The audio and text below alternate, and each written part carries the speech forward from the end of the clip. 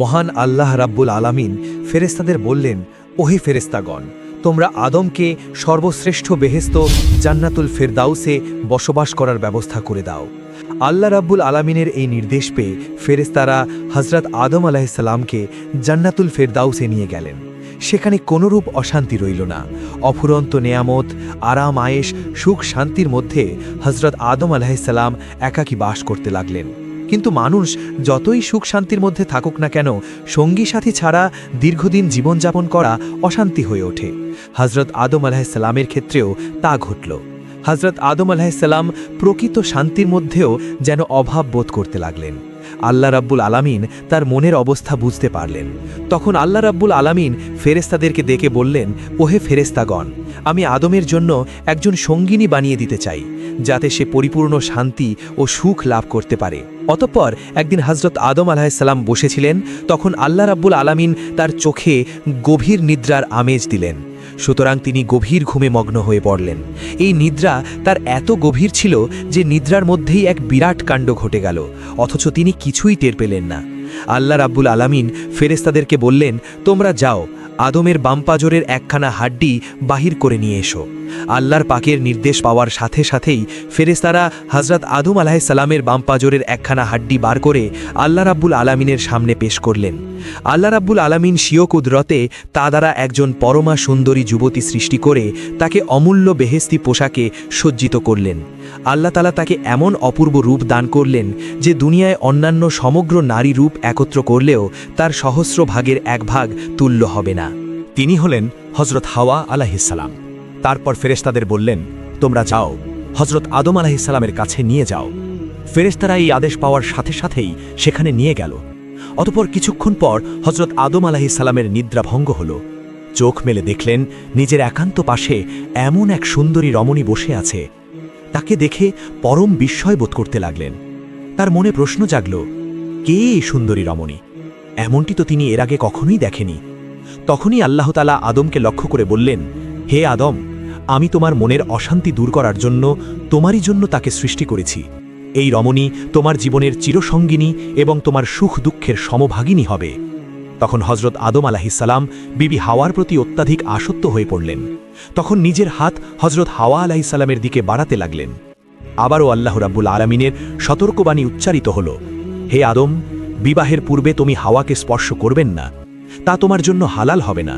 তখন হযরত আদম আলাইহিস সালাম বললেন, হে আমার রব, তবে আপনি তার সাথে আমার বিবাহ করিয়ে দিন। অতঃপর মহান আল্লাহ তাআলা স্বয়ং নিজেই হযরত আদম আলাইহিস সালামের সাথে হাওয়া আলাইহিস সালামের বিবাহ করায় দিলেন। এই বিবাহের খুতবা স্বয়ং আল্লাহ তাআলা পাঠ করলেন। তারপর হযরত আদম আলাইহিস সালাম হযরত হাওয়া আলাইহিস সালামের প্রতি পুনরায় আসক্ত হয়ে পড়লেন। সঙ্গে সঙ্গে আল্লাহর পক্ষ থেকে আওয়াজ আসলো, হে আদম, আগে তুমি বিবি হাওয়ার মোহরানা আদায় করো। মোহরানা আদায় করার আগে সে তোমার জন্য পরিপূর্ণ বৈধ, হালাল হবে না। এই কথা শুনে হযরত আদম আলাইহিস সালাম বললেন, হে আমার রব, সমস্ত কিছুর মালিক তো তুমি, আমার তো কোনো কিছুই নাই, আমি কি দিয়ে তার মাহারানা আদায় করব? তখন আল্লাহ রাব্বুল আলামিন বললেন, হে আদম, তুমি 10 বার দরুদ শরীফ পাঠ করে আমার প্রিয় হাবিব হযরত মুহাম্মদ সাল্লাল্লাহু আলাইহি ওয়াসাল্লামের উপর বকশিশ করো, তাতেই তোমার মাহারানা আদায় হয়ে যাবে। এই কথা শুনে হযরত আদম আলাইহিস সালাম ভাবতে লাগল, যার প্রতি আমার দরুদ শরীফ পাঠ করার নির্দেশ হলো, সে কি আমার বংশধরদের মধ্যে কোনো এক ব্যক্তি? তারপর তাকে দেখার প্রবল আগ্রহ জাগল। তখন আল্লাহ রাব্বুল আলামিন বললেন, হে আদম, তুমি তোমার একটি আঙুলের নখের মধ্যে দৃষ্টিপাত করো, তাতেই তুমি আমার হাবিব মুহাম্মাদের চেহারা মোবারক দেখতে পাবে। তখন হযরত আদম আলাইহিস সালাম তার নখের দিকে দৃষ্টিপাত করল, আর সাথে সাথেই হযরত মুহাম্মদ সাল্লাল্লাহু আলাইহি ওয়াসাল্লামের চেহারা মোবারক দেখতে পেল। তারপর তার প্রতি স্নেহ জেগে উঠল এবং তার উপর 10 বার দরুদ শরীফ পাঠ করলেন। তখন আল্লাহ রাব্বুল আলামিন বললেন, হে আদম, তুমি যে একান্ত ভক্তি ও বিশ্বাসের সাথে 10 বার দরুদ শরীফ পাঠ করলে, তার ফলে তুমি আমার দরবারে এমন মর্তবা লাভ করেছ যে যার বদৌলতে বিবি হাওয়া ও বেহেশত তোমার জন্য হালাল হয়ে গেল। আল্লাহ রাব্বুল আলামিন তাদেরকে বললেন, হে আদম, তুমি ও তোমার স্ত্রী নিশ্চিন্তে বেহেশতে বসবাস করো এবং যা ইচ্ছে ভক্ষণ করো, কিন্তু ওই গাছটির ধারে কাছেও যেও না, তাহলে তোমরা ক্ষতিগ্রস্তের মধ্যে পড়ে যাবে। তখন আদম আলাইহিস সালাম বললেন, হে আমার রব, আমরা আপনার আদেশ পালন করে অফুরন্ত নিয়ামত লাভ করেছি, এখন আমরা কেন এই ফল খেয়ে আপনার আদেশ অমান্য করব? তখন আল্লাহ রাব্বুল আলামিন বললেন, তোমরা উভয় যদি ওই ফল না খাও কোনো ক্ষতি হবে না, কিন্তু যদি ওই গাছের ফল খেয়ে ফেলো তাহলে এমন ক্ষতি হবে যেটা কোনো কিছু দিয়েই তা পূরণ করা সম্ভব হবে না। অতঃপর এদিকে ইবলিস হজরত আদম ও হাওয়া আলাইহিসসালামের অপরান্ত নিয়ামত ও সুখী জীবনযাপন দেখে হিংসায় জ্বলে যাচ্ছিল। তাই সে মনে মনে এই চিন্তা করতে লাগল কিভাবে তাদের দ্বারা আল্লাহর আদেশ অমান্য করিয়ে বেহেশতের সুখের জীবন থেকে বঞ্চিত করা যায়। এই কথা ভেবে ইবলিস সপ্তম আসমান পেরিয়ে বেহেশতের দরজা পর্যন্ত যেতে পারত। তার জন্য বেহেশতে একেবারেই বন্ধ ছিল, তাই সে বেহেশতের মধ্যে প্রবেশ করতে পারত না। বেহেশতের দরজার কাছে দাঁড়িয়েই সে মনে মনে বলতো, যদি এখান থেকে দাঁড়িয়ে আদম ও হাওয়াকে দেখতে পেতাম তাহলে তাদেরকে মিথ্যা প্রলোভন দেখিয়ে জান্নাত থেকে কোনোভাবে বাইরে আনা যেত। বাইরে এই আশায় ইবলিস সেখানেই বসে থাকত। এভাবেই সেখানে 3000 বছর কাটিয়ে দিল। কিন্তু এই সুদীর্ঘ সময়ের মধ্যে একবারের জন্যেও আদম ও হাওয়ার সাথে সাক্ষাৎ হলো না। এইভাবে আরও কিছুদিন অতিবাহিত হয়ে গেল। একদিন ইবলিস জান্নাতের দরজার সামনে একটি মৌর দেখতে পেল। মৌর তাকে জিজ্ঞাসা করল, তুমি কে এবং কেন এখানে বসে আছো? ইবলিস উত্তর দিল, আমি আল্লাহর তালার একজন ফেরেশতা। আল্লাহর এবাদত বন্দেগি করা ছাড়া আমার কোনো কাজ নাই। তবে অন্যান্য ফেরেশতাদের মুখে শুনেছি আল্লাহর তালা তার নেককার বান্দাদের জন্য জান্নাত নির্মাণ করেছেন। তার ভিতরে এমন সব অপূর্ব অফুরন্ত নিয়ামত আছে যা কল্পনা করাও সম্ভব নয়। আমি যদি জান্নাতের ভিতরে একটি বারের জন্য যেতে পারতাম, দুচোখ ভরে দেখতে পারতাম, তাহলে জীবন ধন্য হয়ে যেত। আমি সেই আশায় এখানে বসে আছি। দেখি কোনো দয়ালু জান্নাতি আমাকে কিছুক্ষণের জন্য জান্নাতের মধ্যে প্রবেশ করিয়ে মনের আশা পূর্ণ করে কিনা। ওহে মৌর, তুমি কি আমার মনের আশা পূর্ণ করবে? মৌর বলল, আমার দ্বারা কোনো মতেই সম্ভব নয়, কেননা বাইরে থেকে কাউকে জান্নাতের মধ্যে প্রবেশ করা সম্পূর্ণ নিষেধ। অতএব আমার এমন কোনো সাধ্য নাই যে আমি তোমাকে জান্নাতের মধ্যে নিয়ে যাব। তখন ইবলিস ছলনা করে বলল, ওহে মৌর, তুমি যদি আমার মনের আশা পূর্ণ করো তাহলে আমি তোমাকে এমন 3টি দোয়া শিখিয়ে দেব যার দ্বারা 3টি অমূল্য বস্তু লাভ করবে। মৌর তখন লোভের বশবর্তী হয়ে বলল, কি এমন অমূল্য বস্তু? ইবলিস বলল, প্রথমত, সারা জীবন তুমি কখনো বৃদ্ধ হবে না। দ্বিতীয়ত, তুমি সারা জীবন অমর হয়ে যাবে, তোমার মৃত্যু হবে না। তৃতীয়ত, অনন্ত জীবন তুমি জান্নাতে অবস্থান করবে। তখন মৌর ইবলিসের ধোকায় পড়ে গেল। সে বলল, দেখো বন্ধু, আমি ইচ্ছা করলেও তোমাকে জান্নাতের ভিতরে প্রবেশ করতে পারবো না। তবে আমার এক সাপ বন্ধু আছে, তাকে বলে দেখি সে তোমার মনের আশা পূর্ণ করতে পারে কিনা। তুমি এখানেই অপেক্ষা করো। এই কথা বলে মৌর সাপের নিকট উপস্থিত হয়ে বলল, বন্ধু, জান্নাতের দরজার সামনে একজন ফেরেশতা বসে আছে। তার মনে প্রবল ইচ্ছা একটি বারের জন্য জান্নাত দেখবে।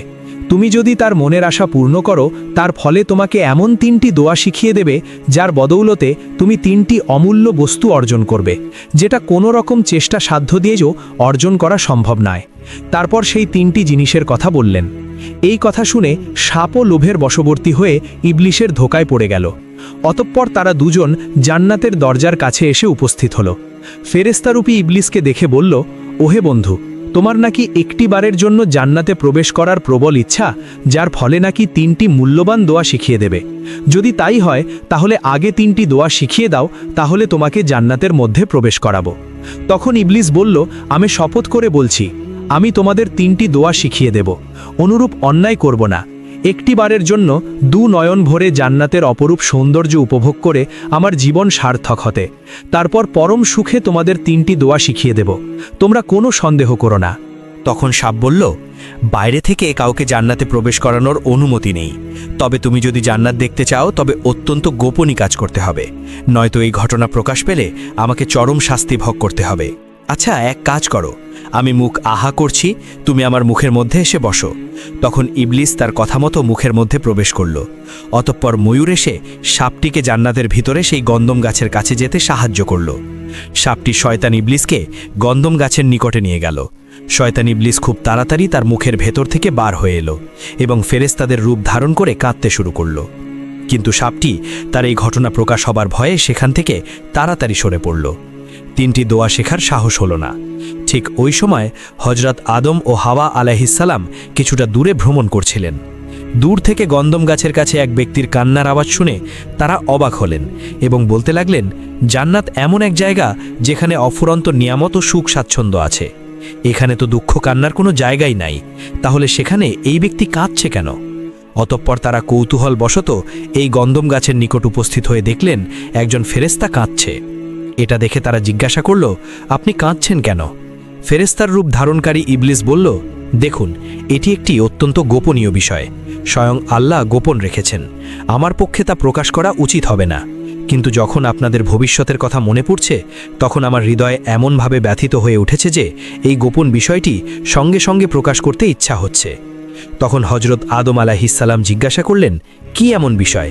তখন ইবলিস ছলনা করে কাঁদতে কাঁদতে বললেন, আল্লাহ তাআলা আপনাদের অফুরন্ত নিয়ামত ও সুখ স্বাচ্ছন্দ্য ভোগ করতে দিয়েছেন ঠিকই, কিন্তু এই গন্ধম বৃক্ষের ফল খেতে নিষেধ করেছেন কেন? এটা কি আপনাদের জানা আছে? তখন হজরত আদম আলাইহিসসালাম বললেন, তা আমরা জানব কিভাবে? আর সেটা জেনেও আমাদের দরকার নেই। আমাদের উচিত আল্লাহর নির্দেশ পালন করা। মহান আল্লাহ আমাদের এই ফল খেতে নিষেধ করেছেন। এই আদেশ পালন করার জন্য এটা থেকে বিরত আছি।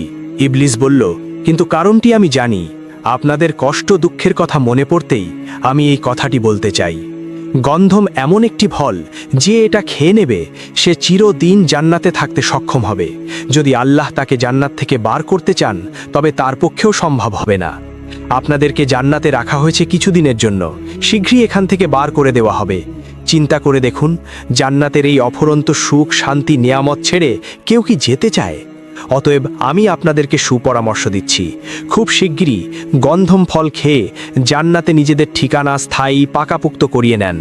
ইবলিসের কথা শুনে হযরত আদম আলাইহিসসালাম সন্দেহ করে বললেন, নিশ্চয়ই তুমি আমাদের পরম শত্রু ইবলিস ছাড়া আর কেউ না।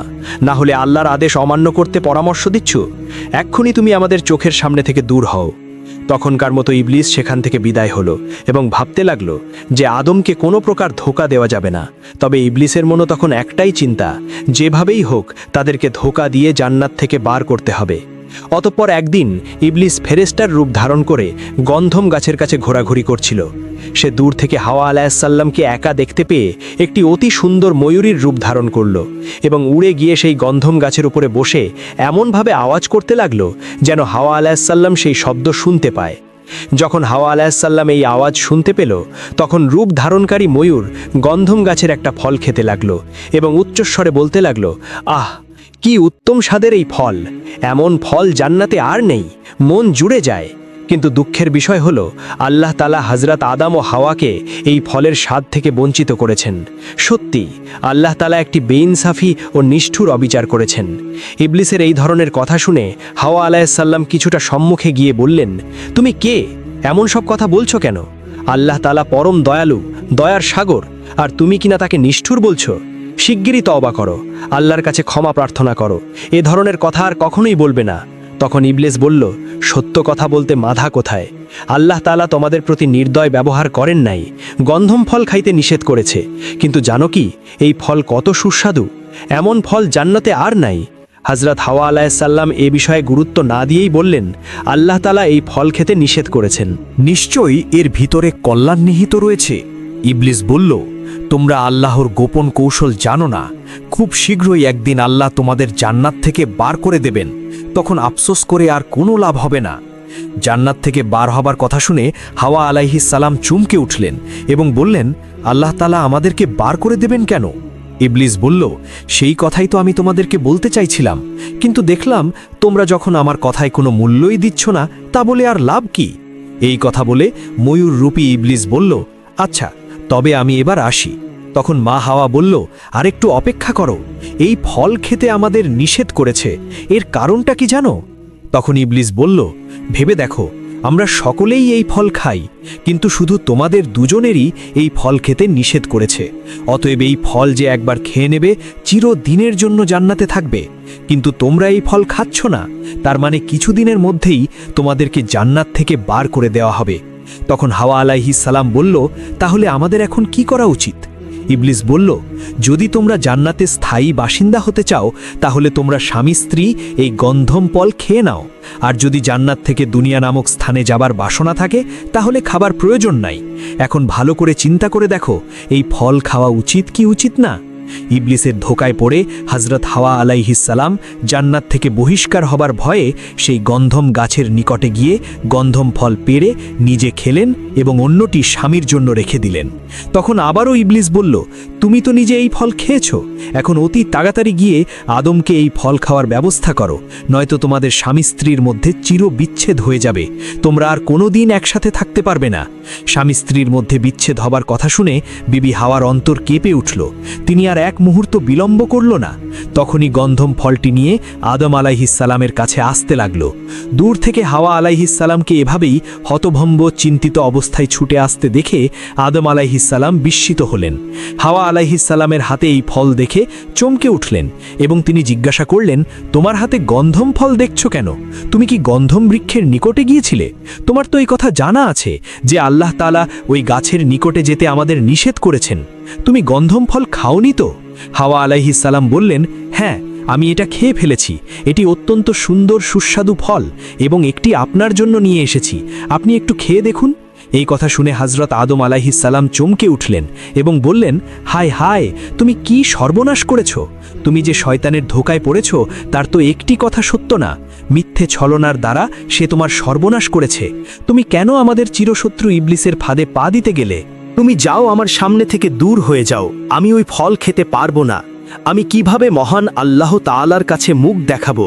এই কথা বলে হযরত আদম আলাইহিসসালাম তখনই সিজদায় গিয়ে বিবি হাওয়ার এই অপরাধের জন্য আল্লাহর নিকট দোয়া করতে লাগলেন। এদিকে হাওয়া আলাইহিসসালাম স্বামীকে গন্ধম ফল খাওয়াতে না পেরে ব্যর্থ হয়ে হতাশায় কাটতে কাটতে সেখান থেকে চলে গেলেন। কিন্তু আদম আলাইহিসসালাম সেই অপরাধের ক্ষমার জন্য সারা রাত্রি সিজদায় পড়ে কাঁদতে লাগলেন। আর অন্যদিকে হাওয়া আলাইহিসসালাম তাদের বিচ্ছেদের ভয়ে চিন্তা করতে লাগলেন কিভাবে স্বামীকে গন্ধম ফল খাইয়ে চিরজীবন জান্নাতে রাখা যায়। অতপর হযরত আদম আলাইহিসসালাম সারা রাত্রি সিজদায় পড়ে আল্লাহর দরবারে কাঁদতে কাঁদতে যখন ক্লান্ত হয়ে ঘুমিয়ে পড়লেন, এই সময়ে বিবি হাওয়া জান্নাতি শারাবের সাথে গন্ধম ফলের রস মিশিয়ে রেখে দিলেন। কিছুক্ষণ পর হযরত আদম আলাইহিসসালাম জেগে উঠলেন এবং সেই চিরাচরিত রীতি অনুযায়ী কোনো কথা জিজ্ঞাসা না করেই ওই শরবত পান করলেন এবং সঙ্গে সঙ্গেই তাহার মস্তক থেকে বেহেশতি শাহী তাজ উড়ে গেল, তার দেহ থেকে বস্ত্র ঝরে পড়ল। তখনই তিনি হাওয়া আলাইহিসসালামকে লক্ষ্য করে দেখলেন তারও বেহেশতির তাজ জান্নাতি পোশাক সম্পূর্ণ সরে গিয়েছে। ঠিক তখনই আল্লাহর তরফ থেকে বজ্র কঠোর আওয়াজ আসলো, হে আদম ও হাওয়া, আমি তো তোমাদের পূর্বেই সতর্ক করেছিলাম। শয়তান তোমাদের প্রকাশ্য দুশমন, তার প্রতারণা থেকে সাবধান থাকবে, কিন্তু তোমরা এই মর্যাদা রক্ষা করতে পারলে না। অতএব তোমাদের শাস্তিস্বরূপ এই মুহূর্তে দুনিয়াতে নিক্ষেপ করা হবে। এই ভয়ঙ্কর নির্দেশ নিয়ে হযরত আদম আলাইহিসসালাম কেঁদে কেঁদে আল্লাহর দরবারে আরজ করে বললেন, হে আমার রব, আমরা নিজেরাই নিজেদের ওপর অত্যাচার করেছি। যদি আপনি আমাদের ক্ষমা না করেন, আমাদের প্রতি অনুগ্রহ না করেন, তবে অবশ্যই আমরা ক্ষতিগ্রস্ত হব। তখন আল্লাহ তাআলা বললেন, তোমরা দুনিয়াতে চলে যাও, তবে স্মরণ রাখো শয়তান ও তোমরা একে অপরের দুশমন, আর একটা নির্দিষ্ট সময় পর্যন্ত তোমাদের দুনিয়াতেই থাকতে হবে। অতপর আল্লাহ রাব্বুল আলামিন ফেরেশতাদের নির্দেশ দিলেন, তোমরা আদম ও হাওয়াকে দুনিয়ার জমিনে নিক্ষেপ করো। সঙ্গে সঙ্গে ফেরেশতারা আল্লাহর আদেশ পালন করল। তখন ফেরেশতারা হযরত আদম আলাইহিসসালামকে সিংহল নামক দ্বীপে নামিয়ে দিলেন, আর বিবি হাওয়াকে নামিয়ে দিলেন জেদ্দা শহরে। অতপর আল্লাহ রাব্বুল আলামিন মুরুককে লক্ষ্য করে বললেন, হে মুরুক, তুমি জানতে আমার অনুমতি ছাড়া কাউকে জান্নাতে প্রবেশ করতে দেওয়া হয় না, তবুও তুমি ইবলিসকে সাহায্য করেছ। তার শাস্তিস্বরূপ তোমাকে আর জান্নাতে থাকতে দেওয়া হবে না। তোমার দেহের অতুলনীয় সৌন্দর্য কমিয়ে দেওয়া হবে। তোমার 600 ডানার মধ্যে মাত্র 2টি ডানা রেখে সবগুলি ছেড়ে ফেলা হবে। তোমার 2 পায়ের সৌন্দর্য সর্বাধিক, কিন্তু তা নষ্ট করে কুৎসিত করে দেওয়া হবে। অতপর আল্লাহ রাব্বুল আলামিন ফেরেশতাদের বললেন, তোমরা মুরুককে জান্নাত থেকে বার করে দুনিয়ায় কাবুল নামক স্থানে নিক্ষেপ করো। এরপর আল্লাহ রাব্বুল আলামিন সাপকে লক্ষ্য করে বললেন, হে সাপ, আমার সৃষ্টি প্রাণীকুলের মধ্যে তোমাকে সর্বাধিক সৌন্দর্য দান করেছিলাম এবং জান্নাতে রেখেছিলাম, কিন্তু তুমি যে অন্যায় করেছ তার বিনিময়ে তোমার শাস্তি ভোগ করতে হবে। আজ থেকে তোমাকে জান্নাত থেকে বের করে দেওয়া হবে।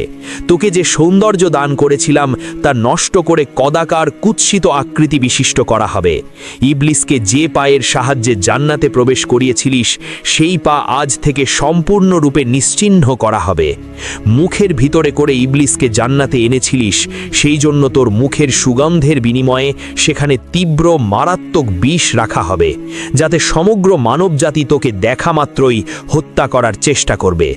অতপর আল্লাহ রাব্বুল আলামিনের নির্দেশ অনুসারে সাপকেও জান্নাত থেকে দুনিয়াতে নামিয়ে দেওয়া হলো। সর্বশেষ মহান আল্লাহ রাব্বুল আলামিন ইবলিসকে লক্ষ্য করে বললেন, হে পাপিষ্ঠ ইবলিস, আমার আদেশ অমান্য করার কারণেই তোকে আগেই জান্নাত থেকে বার করে দেওয়া হয়েছে। পুনরায় আমার অনুমতি ছাড়া আবারও জান্নাতে প্রবেশ করেছিস এবং আদম হাওয়াকে ধোঁকা প্রদান করেছিস, তাদের গন্ধম ফল খাবিয়েছিস। এই জন্য তোকে বিশেষ কয়েকটি শাস্তি দেওয়া হবে। আজ থেকে তোর জন্য জান্নাতের দরজা চিরদিনের জন্য বন্ধ। তোর জন্য তওবার দরজা চিরতরে বন্ধ করে দেওয়া হলো। তোকে মালাউন, ইবলিস, শয়তান, খাবিশ প্রভৃতি নামক উপাধি প্রদান করা হলো। কেয়ামত পর্যন্ত তোর ওপরে সকলের অভিশাপ বর্ষিত হতে থাকবে। সৃষ্টির সূচনা থেকে কেয়ামত পর্যন্ত যত পাপ কাজ হবে তার দায়ভার তোকে নিতে হবে। অতপর মহান আল্লাহ রাব্বুল আলামিনের নির্দেশে ফেরেশতারা সকলকেই দুনিয়াতে নামিয়ে দিল এবং হযরত আদম আলাইহিস সালাম পৃথিবীতে এসে চারিদিকে অন্ধকার দেখতে লাগলো। তারপর কি হয়েছিল? প্রিয় দর্শক, আপনারা যদি এর পরের ঘটনা জানতে চান অবশ্যই আমাদেরকে জানাতে ভুলবেন না। ভিডিওটি ভালো লাগলে অবশ্যই চ্যানেলটি সাবস্ক্রাইব করে রাখবেন। ধন্যবাদ। আসসালামু আলাইকুম ওয়া রাহমাতুল্লাহি ওয়া বারাকাতুহু।